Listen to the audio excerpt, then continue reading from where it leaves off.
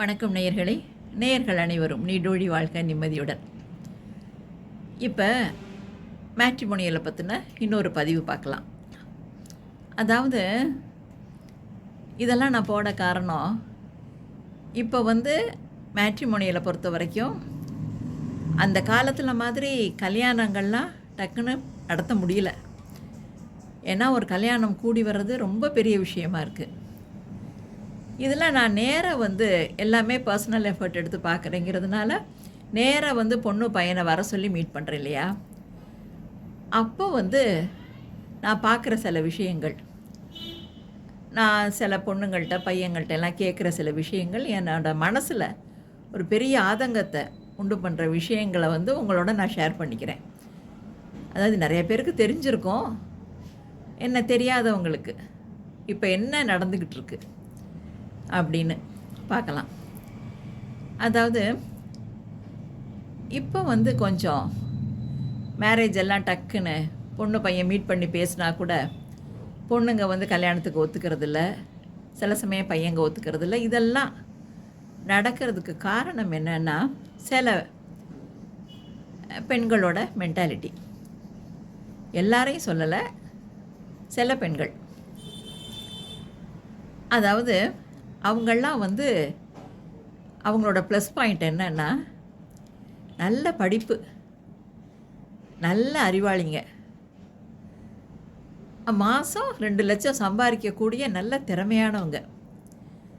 அப்படி இருந்தோம் இவங்களுக்கெல்லாம் நான் பார்க்குறப்ப, ஆஹா இந்த பொண்ணு கஷ்டப்பட்டு படிச்சிருக்கு, நல்ல வேலையிலையும் இருக்குது, இதுக்கு தகுந்த ஒரு பையனை நம்ம பார்த்து கொடுத்தோன்னா இதுக்கு லைஃப்பில் நல்லா சந்தோஷமாக இருக்குமே அப்படின்னு சொல்லிட்டு நான் ரொம்ப ஆர்வமாக அந்த பொண்ணுக்கு பார்க்க ஆரம்பிப்பேன். பார்க்கவும் ரொம்ப நல்லாயிருக்கும், பார்க்க ஆரம்பிப்பேன். ஆனால் எந்த இடமும் எங்கள் பொண்ணு வேணாங்கிறா அப்படி இப்படின்னு சொல்லுவாங்க. அப்புறம் ஒரு கட்டத்தில் பார்த்தா அவங்க பேரண்ட்ஸே, நான் மோஸ்ட்லி பொண்ணுங்களை வர சொல்லி பார்ப்பேன். இதில் சமயத்தில் சில பேரண்ட்ஸே சொல்லுவாங்க, இல்லை எங்கள் பொண்ணு உங்களோட பேசணுங்கிறா அப்படின்ட்டு. உடனே நானும் நல்லதாக போச்சு, என்ன இந்த பொண்ணு மனசில் என்ன தான் இருக்குதுன்னு தெரிஞ்சுக்கலாம் அப்படின்னு சொல்லிவிட்டு உடனே அப்பாயின்மெண்ட் கொடுத்துருவேன். அடுத்த நாளே, நாளைக்கு ஒரு 11 மணிக்கு உங்கள் பொண்ணை கூட்டிகிட்டு வந்துடுங்க அப்படின்னு. உடனே அவங்களும் வருவாங்க, பேச்சு கொடுத்து பார்ப்பேன். என்ன பார்க்குறதுக்கு நல்ல அழகாகவும் நல்ல தெளிவான சிந்தனையாகவும் நல்லா தான் இருப்பாங்க, என்கிட்ட பேசுவாங்க. இதில் நான் சொல்கிறது ஒரு எல்லா பெண்களும் இல்லை, ஒரு 20% வச்சுக்கலாம்.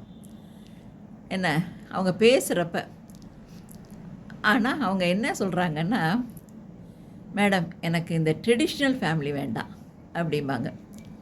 ட்ரெடிஷ்னல் ஃபேமிலினா என்னம்மா சொல்கிறீங்க அப்படின்னு கேட்டால், இல்லை மேடம் அந்த காலம் மாதிரி என்ன கொஞ்சம் கட்டுப்பெட்டியா ரொம்ப மூட நம்பிக்கையாக இருக்கிற குடும்பமெல்லாம் எனக்கு சரிப்படாது.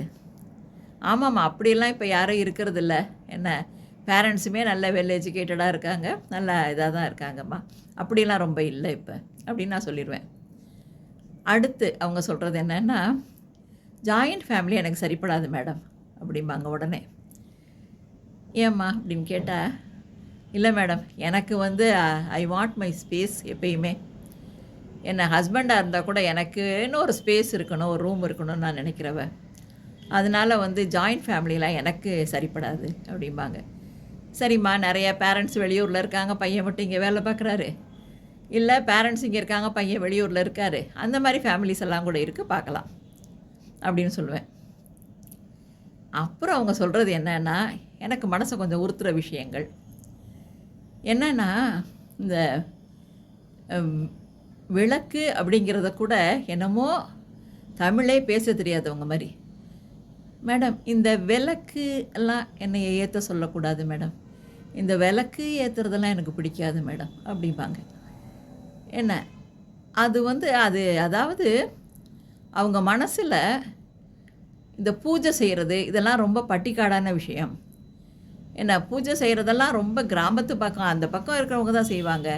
நம்ம மாடர்ன் லிவிங்கில் உள்ளவங்கெல்லாம் சாமி கும்பிட தேவையில்லை.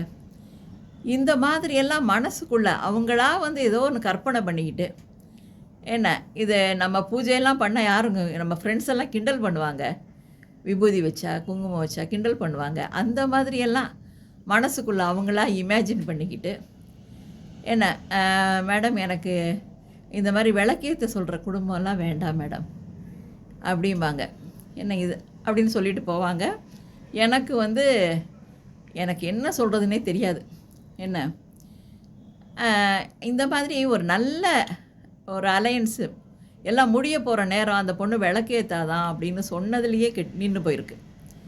ஒரு நல்ல அந்த பொண்ணு நான் சொல்கிறது இது ஒரு 4-5 வருஷம் முன்னாடி நின்னது. அந்த பொண்ணுக்கு இன்னும் நடக்கலை கல்யாணம். என்னென்னா இதே ஒரே ரீசன். என்ன அவங்க பூஜை பண்ண மாட்டாங்களா? அவங்க அப்பா கூட சொல்லுவாங்க, பூஜையெல்லாம் இப்போ யாருங்க பண்ணுறாங்க அப்படின்றவாங்க.